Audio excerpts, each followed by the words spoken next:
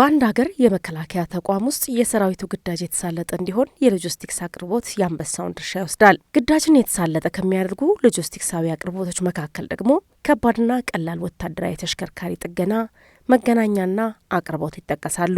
እኛም ለዛሬ በዳሎል ማዕከላዊ ዕዝ በመገኘት የእነዚህን ክፍሎች የስራ እንቅስቃሴ በጥቂቱ እንመለከታለን። አብራችሁን ቆዩ።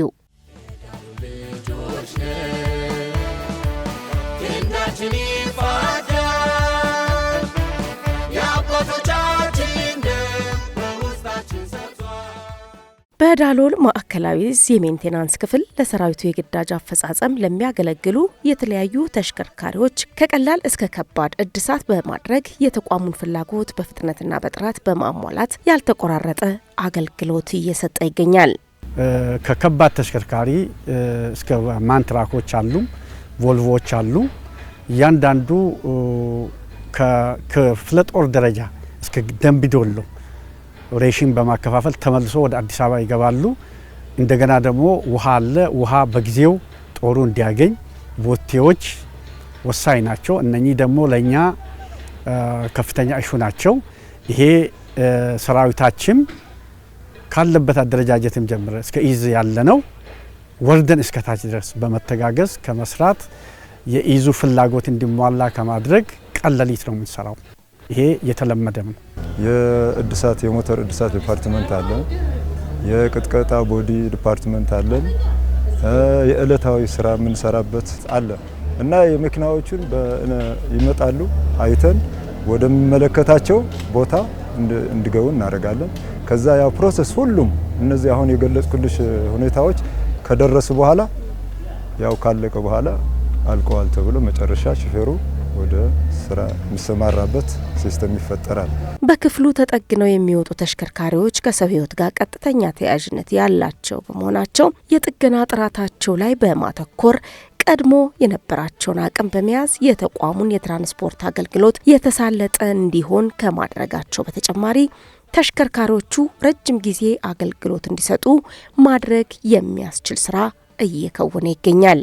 ያው ሰፋፊ ስራዎች ይሰራሉ። ከመከላከል ጥገና ጀምሮ እስከ ሜጀር ኦቨርኦል ወይም ደግሞ ሞተር እስከ ማደስ ድረስ የሞተር እድሳት ድረስ ይሰራሉ።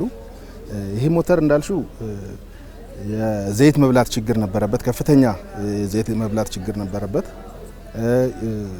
ለዛ ያ የዘይቱ መብላት ከመኪናው አገልግሎት የበለጠ ጉዳት ስለነበረው ያንን ሰርቶ መልሶ የዘይት እንዳይበላ ወይም ቁጠባ የማድረግ ነገር መኖር ስለነበረበት ኢንጂኑ እደሳ ፈልጓል ማለት ነው። የዛኔ ዘይት ከፍተኛ ዘይት እየበላ ስለነበረ ያንን መልሰን አድሰን ለአገልግሎት ለማዋል ነው። እንግዲህ ዘይት በመብላቱ ምክንያት ነው ያደሰው።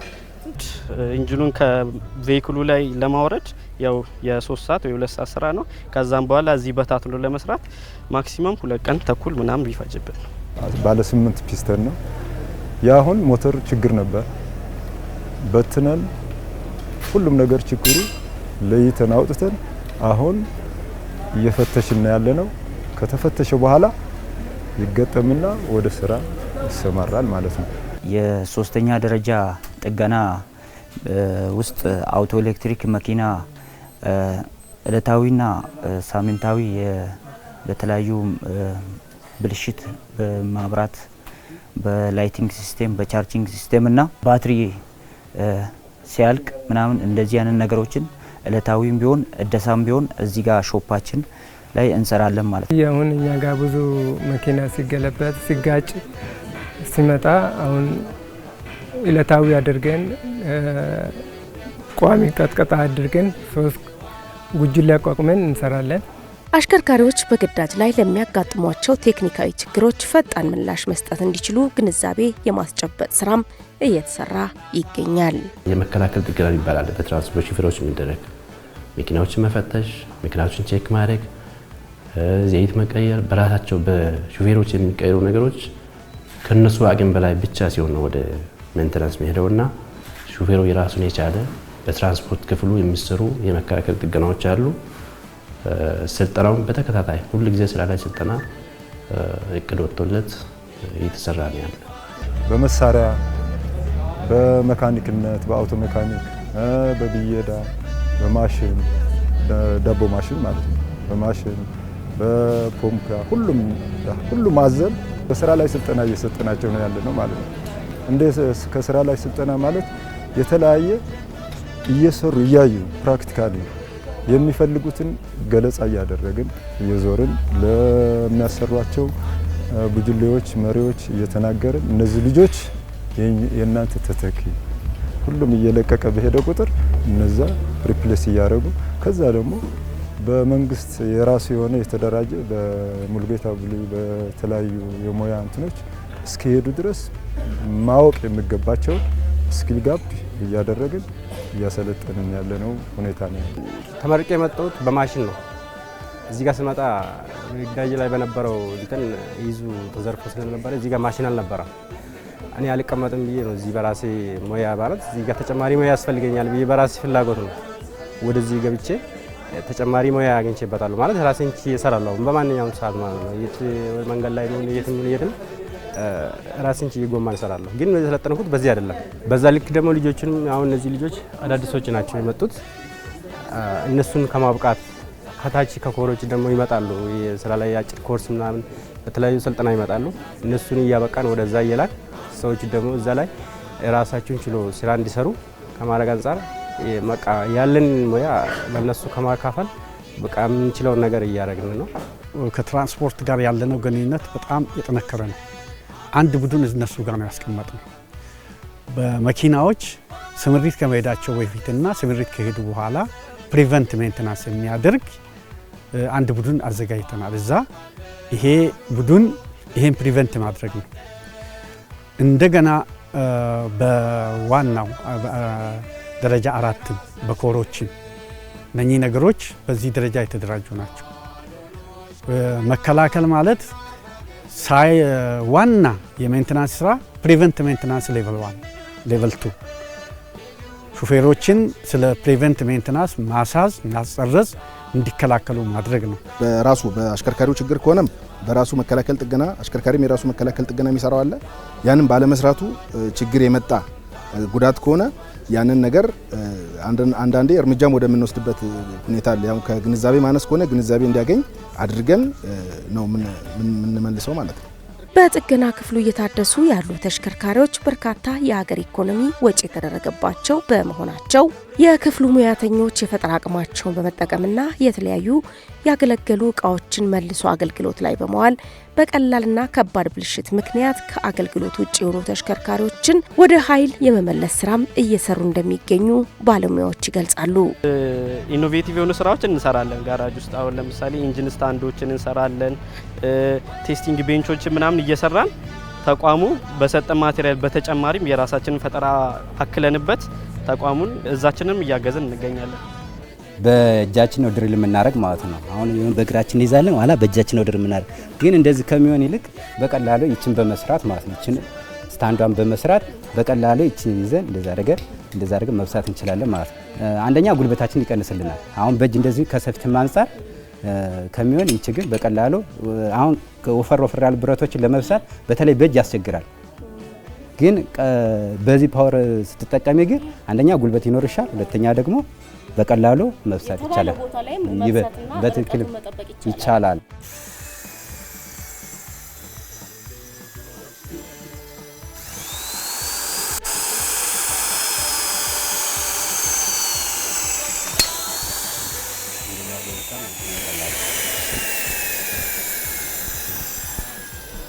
ይሄ ፕሬስ ማሽን ከዚህ በፊት ለነዚህ ፑሽንጎችን ከተማ ውስጥ ነበር የምናወጣቸው ማለት ነው። እነዚህ የፓትሮል ናቸው፣ የመሬት ፑሽንግ ናቸው፣ ሌተራል ኮንትሮል ፑሽንግ ናቸው።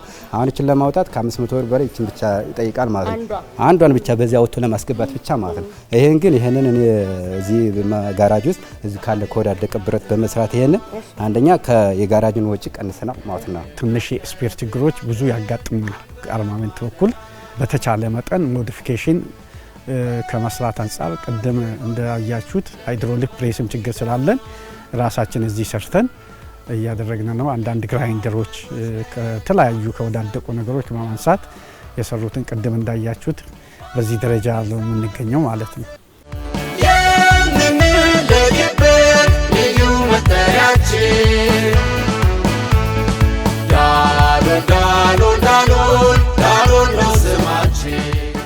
ሙያም በጣም ነው የምወደው፣ በጣም የምፈልገው ሙያ ነው። እዚህ ጋራጅ ውስጥ እንደምታየው የጉልበት ስራ ነው። እልህ ይፈልጋል፣ ፍቅር ይፈልጋል። ግን ውስጥ ፓሽኑ ፍቅሩ ከሌለ በስተቀር እንደዚህ አይነት ስራ ለመስራት አዳጋች ነው የሚሆነው። ስለዚህ በጣም በፍቅር ነው የምንወደው። መከላከያ ያደግንበት ነው፣ በሙያም ያደግንበት ነው። ቢያንስ 10 ዓመት ጥሩ ልምድ የወሰድንበት ነው። ጥሩ ፍቅር ያለበት ነው። በዚህ ገራጅ ደግሞ በሰሜን ዕዝ በነበርንበትም ጥሩ ሙያ የቀሰፍንበት ነው። አውቶሞቲቭ ከሜካኒክ ጭምር ማለት ነው። አጠቃላይ ስራ ማከናወን እንችላለን ማለት ነው።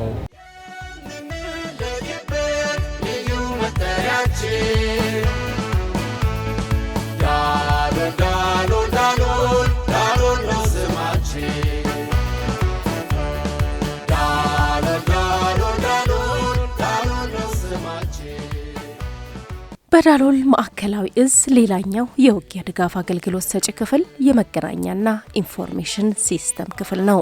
የመገናኛ አገልግሎት የአንድን የጦር ክፍል እንቅስቃሴ ውጤታማነትና ፍጥነትን የሚያረጋግጥ የደም ስር ነው ቢባል ማጋነን አይሆንም።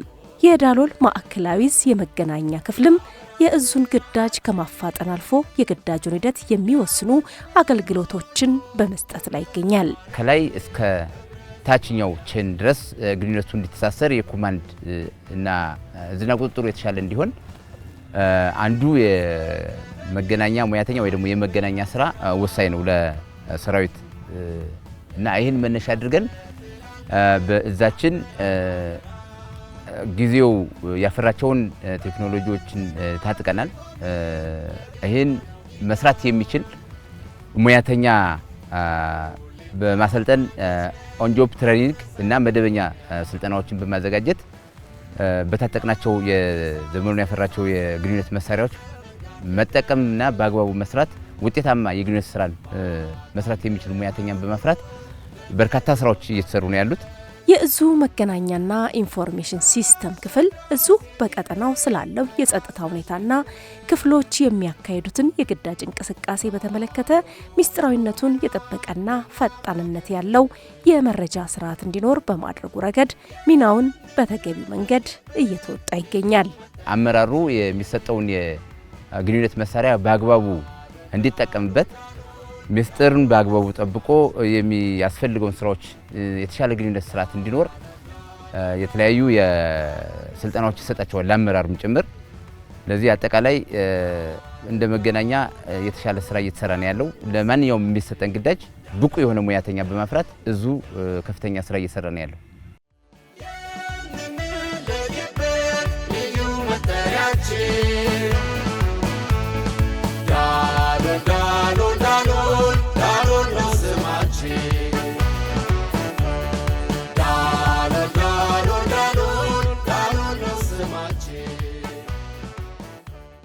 የነዳጅ የአልባሳትና የቀለብ አቅርቦት ክፍል ደግሞ በሰራዊቱ ውስጥ ያለው ሚና ሰፊና ከፍተኛ ነው። የዳሎል ማዕከላዊ ዕዝ የአቅርቦት ክፍልም እዙ ባለበት ቀጠና የሚገኘውን ኃይል የውጊያ ዝግጁነቱን በማረጋገጡ በኩል የራሱን ድርሻ በተገቢው መወጣት የሚጠበቅበት ክፍል ነው። ክፍሉም ሰራዊቱ ግዳጁን በሚገባ እንዲወጣ የሚያስችሉትን ግብአቶች በማቅረብ የእዙ የጀርባ አጥንት ሆኖ እያገለገለ ይገኛል። አጠቃላይ የአቅርቦት ሂደቶች ወቅቱን የጠበቁ ነው ይመጡልን።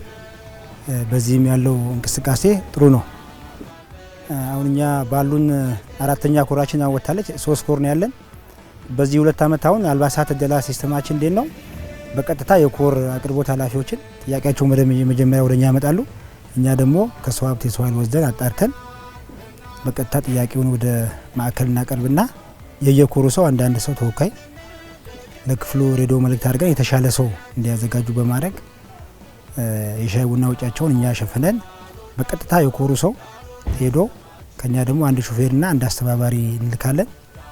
የኮሮችን ቅድሚያ ይጭናል።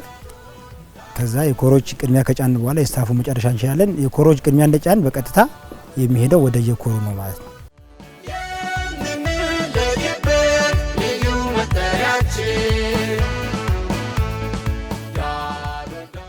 ማደያችን በ3 ቦታ ማደያ አለን።